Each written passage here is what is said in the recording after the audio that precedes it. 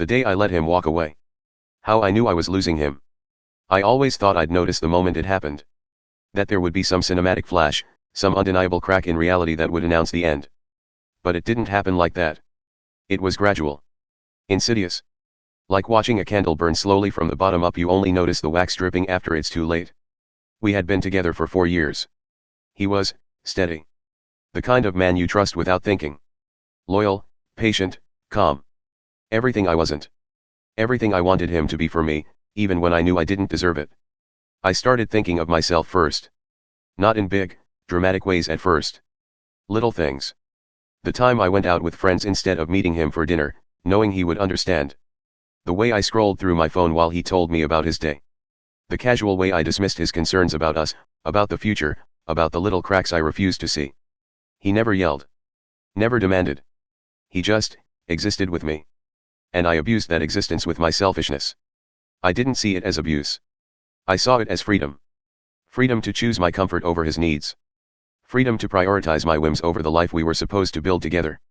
And then one evening, nothing happened. No fight. No argument. No misunderstanding. I came home from work, expecting him to be in the kitchen making the pasta I had requested hours earlier. And he wasn't. He wasn't anywhere. I called his name. The apartment was empty. And for the first time, I felt the subtle weight of reality pressing against my chest. He wasn't just out of the room. He was gone. I waited. I left messages. I called. I tried to convince myself he would come back. I had no right to hope. I didn't even know if I wanted him back yet. My stomach ached like I had lost a limb. That's when I realized the truth. I had been the reason he was leaving. Not someone else.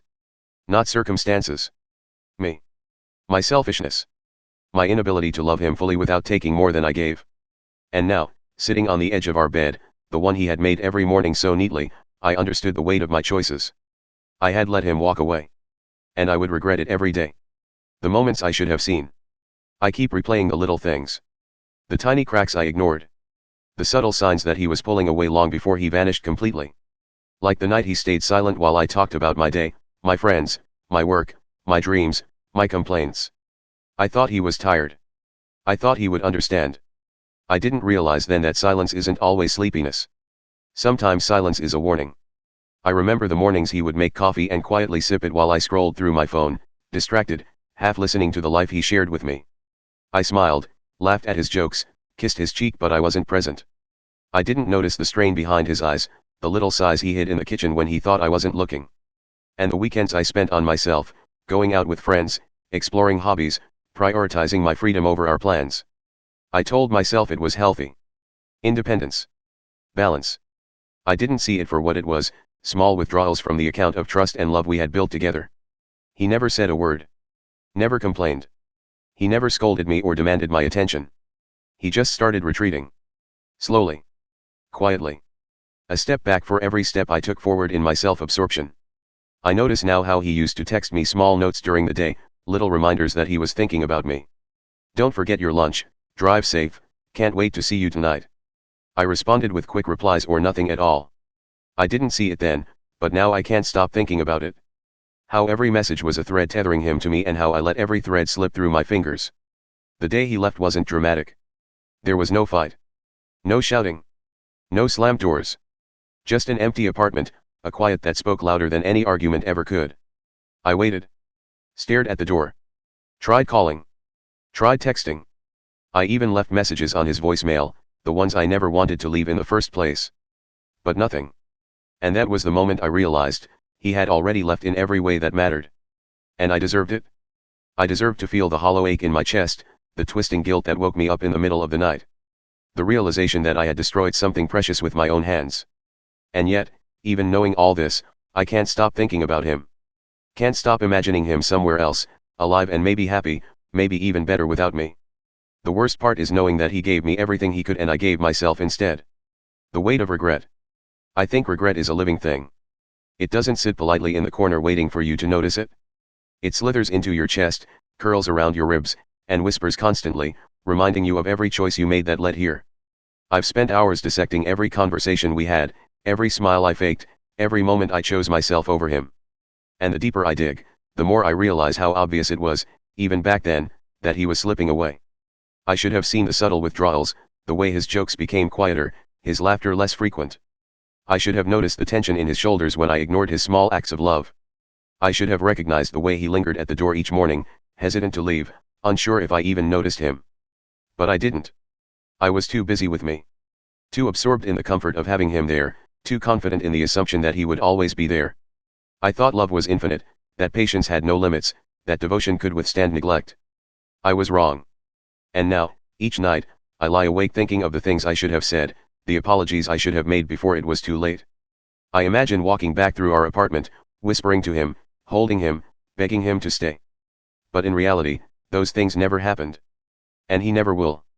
I see him in my mind all the time. Sitting on the couch, reading quietly, half smiling at some joke he made himself. I reach for him in my thoughts, and my hands close on air. I whisper his name, and the apartment is silent in response. The irony is unbearable. I spent years thinking of myself first, of protecting my comfort, of prioritizing my needs. And now, my needs are unbearable, the need to turn back time, the need to undo my mistakes, the need to hear him tell me he forgives me or maybe even that he still loves me, despite everything. But I can't. And that is the cruelest punishment. Not the silence. Not the absence. But knowing that I am the reason for both. Some nights I think of calling him. Just to hear his voice, to hear the familiar cadence, the warmth I took for granted. But I can't. Not because I'm afraid of rejection though I am, but because I know that hearing his voice would undo the fragile strength I am trying to build. I can't bring him back. I can't give him the apology he deserves. I can only live with the emptiness I created. And so, every day, I move through life carrying this regret like a second skin. It's heavy. It's sharp. And it is mine. Learning to live without him.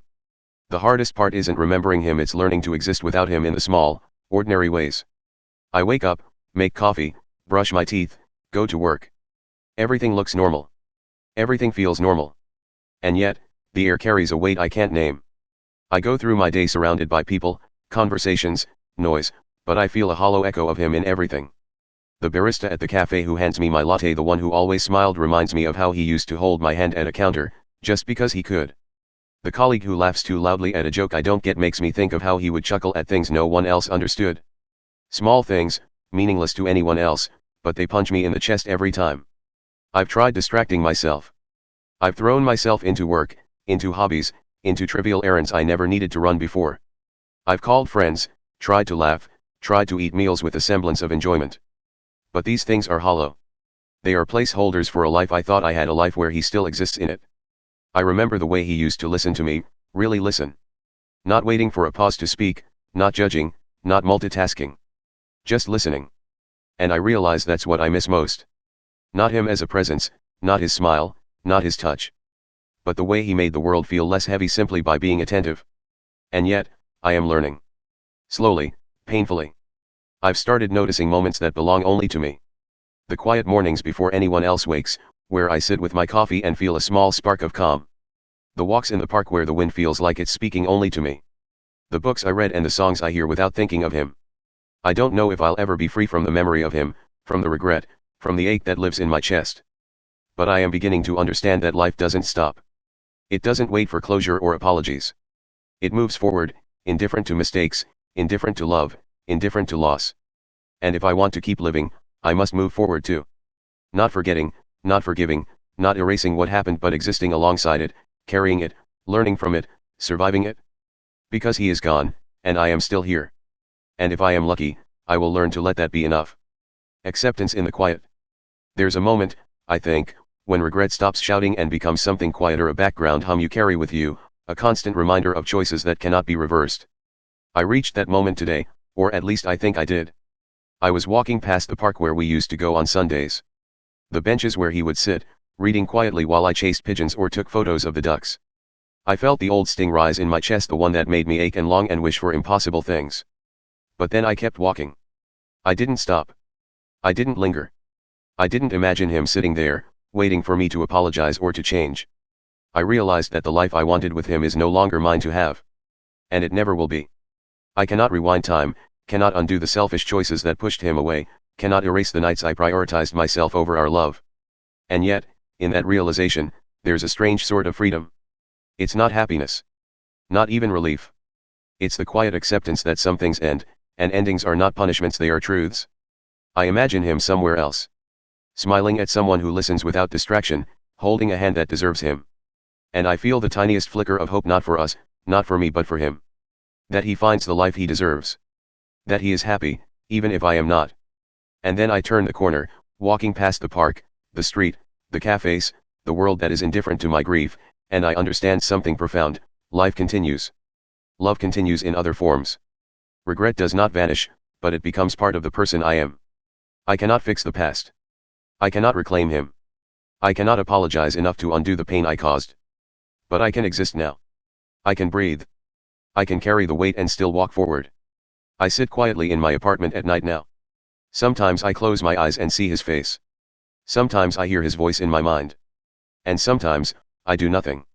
I simply breathe, acknowledging that what I lost is gone forever, but that I, too, am still here. And maybe, just maybe, that is enough.